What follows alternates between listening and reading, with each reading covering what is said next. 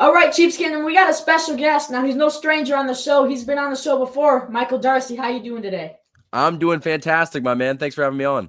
Of course, no problem. So Hollywood Brown is practicing. Do you think we see him in December? Yeah, I think that is the ultimate goal from him and his camp. You saw that video of him, using the jugs machine, getting those reps in at practice.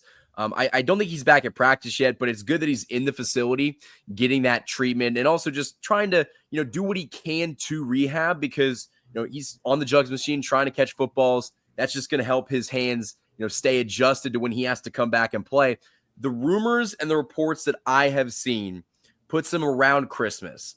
Now, he might come back earlier. He might come back on Christmas or even later. These reports are so difficult because even Ian Rappaport tweeted out before we played the Bills that Pacheco was going to return against the Panthers. As we know, that didn't happen, but he's going to come back. I'm sure we're going to talk about it. He's going to come back against the Raiders. And so while these reports are kind of hit or miss, the general consensus is that Hollywood Brown will be back by Christmas. Yeah. Well, I'll tell you what, that would be the perfect Christmas gift for me from the Kansas City Chiefs. That and a Christmas Day win against the Steelers. I believe it was the Steelers. Yes. Yeah. Speaking of Isaiah Pacheco, I'm pretty sure I saw something a couple hours ago that Isaiah Pacheco and Charles Omenihu were on track to play Friday versus the Raiders. What do you expect to see out of them on Friday? It's interesting because I think that Chiefs fans see the headline that Pacheco and Omenihu are going to play on Friday, and then they kind of freak out.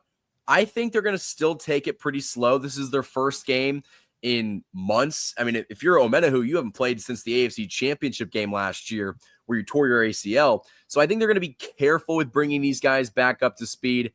But I do think we see more Omenihu than we do see Pacheco. They're going to be careful with Pacheco just because that injury is more fresh. And when you have Kareem Hunt and Samaje Perine running the ball so well, what's the point in deviating from that? I think he'll get anywhere from 6 to 12 carries, and that might be a high number.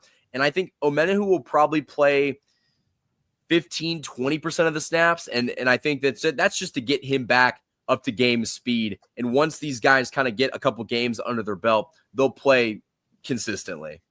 Yeah, they definitely need to take it easy with them and acclimate them in slowly. Because I'll tell you what, the defensive line, you can tell we're missing Charles Omenihu. Pacheco, we're a little fortunate that we were able to snag Kareem Hunt, but you can tell on the defensive line we miss Charles Omenihu. Yeah, absolutely. And I think that's why it's so tough because we want to see Omenihu come back on Friday and make an immediate impact because we haven't seen that from George Karlaftis and Mike Dana. But rushing him back in a game against the Raiders that in the grand scheme of things doesn't really mean anything too big for the Chiefs' playoff hopes. If they win on Friday, and I believe if Denver loses, they clinch a playoff spot. So we're making the playoffs. That's not even a question. And I think if you can just keep winning to get that number one seed before you play the Steelers, I think that'd be a big help. But I don't think they're going to rush Omenihu back, but it would be nice to see him generate some pressure because we just haven't seen that for the past couple weeks. Yeah. So the Chiefs just signed former left tackle of the Arizona Cardinals, DJ Humphries. I'm pretty sure he'll be playing against the Chargers not this Friday, but the next week. What do you think about Wanya Morris and Kingsley Suamataia? Do you ever see them turning into the star left tackle that we hope they would turn into? It's so interesting. I'm not going to give up on Kingsley. I think that's unfair to him. He's a second-round draft pick. Things happen, and you can turn it around. He just probably was not ready for the NFL yet. Wanya is interesting because he has played in the system a year. I feel like Wanya Morris is kind of an Eric Fisher type where you know what you're going to get from him, and there's not really much room for improvement.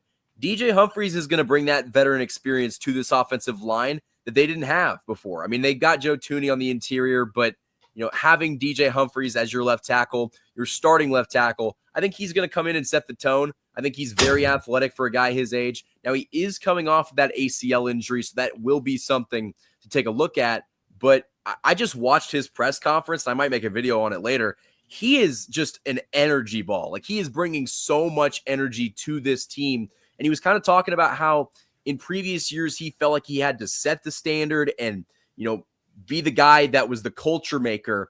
but he talked about how he's going into a culture that is already so strong that all he has to do is match the level of play of Patrick Mahomes, Travis Kelce, and the other guys that have already set the tone before him. And so I think this is a giant pickup. And we were talking about, should the Chiefs go get a left tackle? And Donovan Smith was the guy that we talked about for weeks. And I think that it pretty much shows you that the Chiefs had no interest in Donovan Smith whatsoever, because they signed DJ Humphries the first chance they got when he cleared medically, or when he cleared his medical waivers, early, I think it was last Friday. So they were looking at DJ Humphries for a while, and once he became available, they jumped on him. I've been saying in my videos, as long as DJ Humphries' ACL is back to what it was, and by the way, in the press conference, he said he was ready to go. So I've been saying our left tackle spot is going to be in pretty good hands. I mean, DJ Humphries is not this star left tackle, but he is a former Pro Bowler that can hold the left tackle position up, and I think he can play a little better than Donovan Smith. I'm excited. I'm excited to see what he can do. Yeah, I just don't think he's going to be a problem. I think that that's the big thing is Wanya Morris and even Kingsley. Kingsley was much more of an issue, but I just don't think that you're going to have to worry about DJ Humphries on the left side like you would if Wanya Morris was out there. And we've won Super Bowls, which is a crazy thing to say. We have won Super Bowls with subpar to average talent at the left side. Even Orlando Brown, who you traded to be your star left tackle, he wasn't all that great. I mean, he was not bad, but he was just kind of mediocre. And so if DJ Humphries can be somewhere along between, Eric Fisher and what was his name? Eric Fisher and Donovan Smith, will be okay. I remember a couple years ago, I would get so mad at Orlando Brown Jr. because he was just doing horrible. I'm telling you, horrible. But since we're on the topic of the offensive line, what are the Chiefs going to do about Jawaan Taylor's contract, if anything? It's interesting because with all this left tackle controversy and the Chiefs not having someone, I kind of got a flashback to when the Chiefs brought in Jawaan Taylor. And we all kind of had the thought, they're paying him a lot of money. Is he going to be a left tackle or is he going to be a right tackle? Ultimately finding out that he was going to be a right tackle, and they are paying him a premium dollar amount for that position, and he's a very high paid right tackle in the NFL. Initially, I thought with all this left tackle controversy that they might move Jawaan Taylor from the right side to the left side. They weren't going to do that. They'd rather just go get a left tackle. But I think Jawaan Taylor is just one of those guys that you're stuck with. I haven't looked at his contract too in depth. There's probably a way out of it. Did he sign a 5 or a 4-year deal? I want to say 5. I can't remember. It might have been 5. I know it was like this huge $80 million deal, which, I mean, if it was $80 million, 5 would probably make sense. But I just remember after the Chiefs made that move, they didn't have a left tackle at the time. So you're like, oh, did they just sign a right tackle to be a left tackle? Like, I wasn't quite sure. He signed a 4-year, $80 million deal. So he's getting, he's getting $20 million a year for the right tackle, and being an all right tackle. That contract is tough, but I think they're probably going to ride it out with him because he's not the biggest issue on the offensive line. And I feel like you've seen in years past, Andrew Wiley was an okay right tackle for a while before he ended up going to Washington and getting paid. Yeah, he really was. And I kind of miss Andrew Wiley. I wish he would have stayed, but we all knew that was going to get a little expensive with him. But yeah, Andrew Wiley, he held it down really good. Lucas Niang, I had pretty high hopes for him, but he just couldn't stay healthy. Did you see they just cut him off the practice squad? I haven't looked in the last hour or so. Has it happened? When did it happen today? It happened yesterday. Yesterday? Yeah, I didn't see anything about Lucas Niang. It was on the very bottom of the transaction wire. I mean, at this point, I kind of forgot that he was on the team, but he was on the practice squad and they cut him. So he is no longer a Chief. All right. Well, that's it for him. Okay. So what's your Super Bowl predictions? Or prediction teams that's going to be there. It's so interesting because I honestly think that Philadelphia is a really good team that no one else is really talking about, with Saquon Barkley, who's having maybe one of the best running back seasons we've ever seen outside of like Adrian Peterson in 2012 and other crazy performances. But honestly, I mean, it's going to be boring. I feel like it's the Chiefs Lions. The Lions are the best team in the NFC. They've been blowing everybody out. I think they're well coached. They got a great offense. Their offensive line is phenomenal, and a defense that has made plays. So I think the Lions come out of the NFC, and I'm not going to pick against the Chiefs. The Chiefs have done it the last 2 years. I think it'd be stupid at this point to go against them. I don't think that Baltimore has looked very good over the past couple weeks. Buffalo, I know we lost to them. We can beat Buffalo. We've shown that we can beat Buffalo. I'm not concerned about that, but we'll see come playoff time because it's a different animal, and the Chiefs have proven that over the past couple seasons. Yeah, well, I'm an hour away from Detroit. Almost, we're on the border of Michigan and Ohio.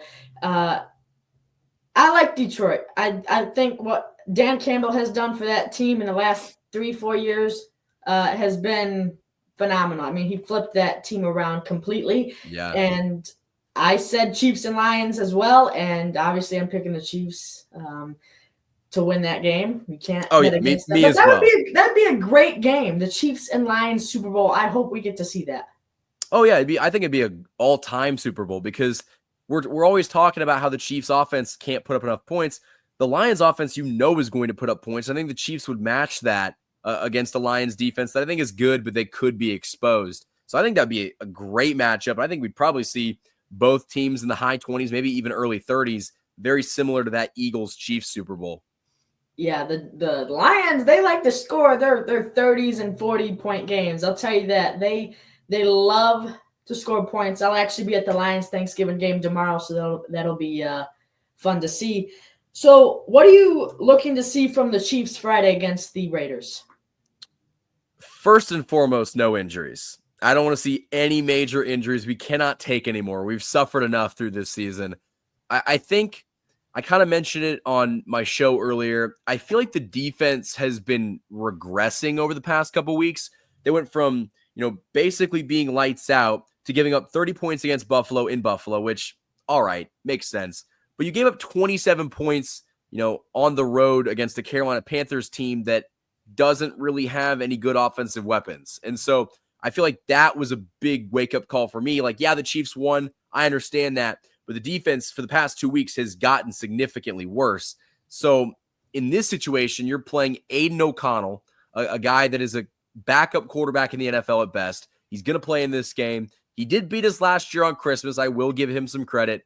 I want to see the Chiefs defense shut him down. I think if the Raiders have more than 25 points, we have to have some serious conversations about if this team can compete for a Super Bowl. I don't think this Raiders offense is good.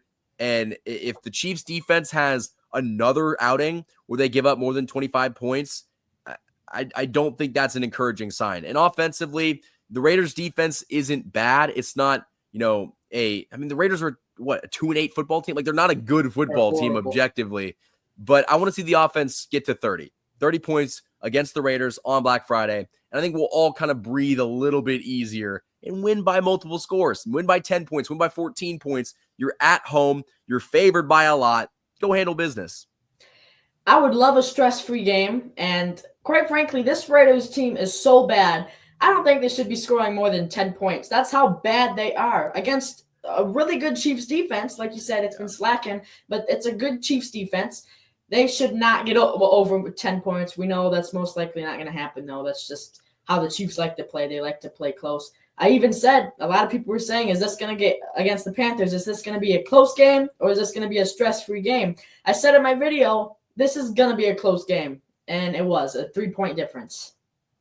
Yeah, no, I was calling for a blowout, but I didn't even really believe it in my heart. I just knew the Chiefs were going to play this way too close. I thought they might win by a touchdown. I didn't think it was going to take a last-second field goal to beat a really bad Carolina Panthers team, but I think you kind of saw the reaction after the game by the Chiefs. They didn't really feel happy with that win. Patrick Mahomes was pissed. Chris Jones is kind of pissed. Jawan Taylor, I guess, sat at his locker after the game and didn't talk to anybody. Like, this team kind of treated that game like it was a loss because they did not play their best football. And they know that if they do that against any other team, even this Raiders team, they're going to lose because the Raiders are in division. We played them earlier this year. They made it almost close at times, but that was with Gardner Minshew. Gardner Minshew is not going to play in this game. So, the Raiders are capable of beating you because they are a divisional team. And so they need to go into this game with that mindset. Like, we have to take care of business and we have to show up, because if they don't show up, they're going to lose. The Chiefs need to be on their A game. I think that's just the matter of the fact. Offensively, they need to score some points. Defensively, they need to hold this team. This is a divisional game, and if they want to mess around like they did against the Panthers, they're going to have a close game again. But how many more years do you think Patrick Mahomes is going to be playing? With the Chiefs or in general? We'll go. Well, hold on. Do you think he's going to play with a different team ever? I feel like it is naive of me to say that he'll never go anywhere else, just because, let's say in the next 5 years is a little too soon. Andy Reid cannot coach the entirety of Patrick Mahomes' career unless he wants to be 95 years old and pushed out there in a wheelchair every week. That's not going to happen. So we're going to have to find out who the successor to Andy Reid is going to be. Does he gel with Patrick Mahomes? Do they have that same, does he have the loyalty to the organization? I think he's going to be here for a long time. I think he'll be in Kansas City for the next decade. But we saw it with Tom Brady. We saw it with Brett Favre. We've seen it with Aaron Rodgers. I guess Drew Brees stayed. Well, no, I mean, he started his career in Los Angeles. You oftentimes see quarterbacks move around a little bit. And so I wouldn't be surprised if kind of what Tom Brady did in the last 2 years of his playing career, he goes and plays for some NFC team. Maybe he goes down to Dallas or plays for the I've never said that Mahomes is going to play for the Cowboys, but who knows in 15 years what that's going to look like. But I want him to finish his career with Kansas City, but I just am also realistic, and I know that it's probably not a safe bet to say that he will. So let's just say after he leaves the Chiefs, which is at least a decade.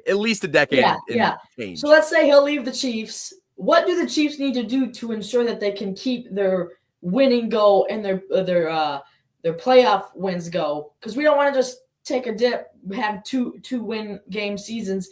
What do the Chiefs need to do, assuming Brett Veach is still our general manager? What would he need to do to ensure this team stays successful? Well, that's one thing. I think that you have got to keep Brett Veach here as long as possible. And honestly, I think Andy Reid won't be coaching, but I think Patrick Mahomes should have a say in the next quarterback, honestly. I think that you have that respect for him. You love him enough. You trust his decision-making. Maybe have Patrick Mahomes kind of weigh in on the quarterback thing. Maybe he will, maybe he won't. But I feel like the organization needs to make the right head coaching hires. And that's so difficult to project a decade out. But I mean, every team goes through highs and lows, and right now the Chiefs are up here, but they'll go back down here, but they'll go back up. I mean, it's just how sports work. But I do think that in order to keep this dynasty, in order to keep this franchise successful, you got to keep the people in power that are in power that you're seeing, like Brett Veach and the great front office, and they're just scouting department. Their scouting department going to get guys like Trent McDuffie and that draft class. You've got to keep those guys in place and continue to update those players and update, the guys you have in the front office just to stick with the times. We got to keep Mark Donovan too. He's very important to this front office as well. So Najee Johnson is getting a lot of hate right now, like a lot. What is your message to him right now? I'll tell you what, my message, keep going. I think Najee is a great player, but what's your message? I feel like I would just tell him just to stay the course. I would just say it's a long NFL season. You're very early into it. I mean, early into it in terms of playing. Like, we're not early on in the season, but he didn't really play a lot weeks 1 through 9. And so now with Jalen Watson getting hurt, he's kind of been thrown into that cornerback 2 spot, and he's struggled a little bit. But every rookie is going to go, I guess he's not a rookie, but every young player is going to go through struggles. Trent McDuffie got cooked against the Broncos and Cortland Sutton. So every defensive back goes through a little tough period. And I do think the talent is there with Najee. He just needs to continue to stay the course and, figure out ways to, get better on a weekly basis. And if it, I think his struggles also are, I would say, more on coaching and putting him in the wrong position to be successful. And so Spagnuolo's going to have to figure out how to utilize Najee Johnson the right way. And that might include maybe not playing him as much and maybe not playing him on, giant downs. And I understand a little bit you got to understand what Najee's been through, right? He was moved from safety to corner, which I really don't know how difficult that is. I haven't. Do you know? Is that a difficult transition going from safety to corner? I feel like, I mean, I wasn't a safety or corner, so I couldn't really tell you. I feel like it wouldn't be super big of a difference. Now, I mean, it might be in the Chiefs defense because they play a lot more man. So it involves like staying with your guy longer. But I feel like it's an easier transition than like going from a defensive tackle to an offensive tackle, or like a right tackle to a left tackle. Yeah. So we'll add that in. You have to understand he moved from safety to corner, and you got to understand also the biggest thing. He tore his ACL. It was his ACL, right? He tore his ACL last year. Or some knee injury. Yeah, in training camp. And now people expect him to be the best corner in football. You got to give him some time. He's still young. He's probably still learning the playbook a little bit. You just got to give him time, and I think he's on his way to becoming a very successful corner. Yeah, there's potential there. It's just, can he continue to put together good games? And I don't think that Carolina was a horrible game for him. He did have some moments where he got cooked, but that entire defense did. And part of it is because the front four can't get to the quarterback, and so he's having to stay on his man a lot longer.